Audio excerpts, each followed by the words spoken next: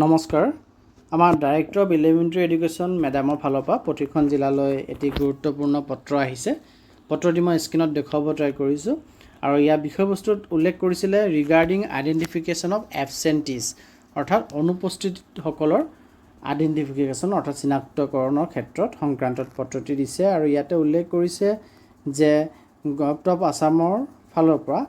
এটি পত্ৰ ৰিচিভ কৰিছে এনক্লোজাৰ হিচাপে হেতু দি দিছে বুলি ইয়াত উল্লেখ কৰিছে যোনটো ৰিভিউ মিটিং হৈছিলে দমদমা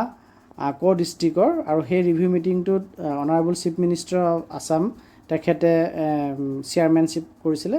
আৰু তাৰ যেটো মাইনুটছ আছে সেই মাইনুটছত মেইন কথাটো হিচাপে আহিছিল মাইনুটছৰ যে গভৰ্ণমেণ্টৰ ফালৰ পৰা ডাইৰেকশ্যন দিয়া হৈছে সকলো ধৰণৰ নেসেসাৰী প্ৰয়োজনীয় ষ্টেপ গ্ৰহণ কৰিবৰ কাৰণে যদিহে এই director of district elementary education অফিচাৰে হওক বা ইনস্পেক্টৰ অফ স্কুলছে হওক তেওঁলোকৰ আণ্ডাৰত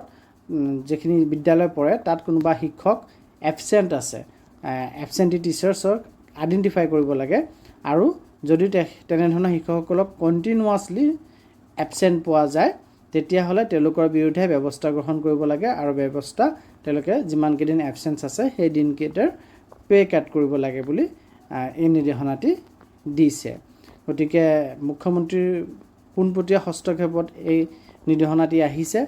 তেখেতে যি ৰিভিউ মিটিং কৰিছিল তাত যেখিনি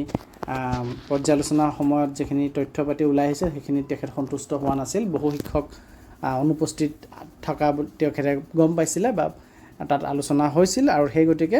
প্ৰতিখন জিলালৈ এই পত্ৰ আহিছে আৰু প্ৰতিখন জিলাই এইকেইদিন খুবেই ষ্ট্ৰিক্টলি এইখিনি মনিটৰ কৰিব শিক্ষকসকল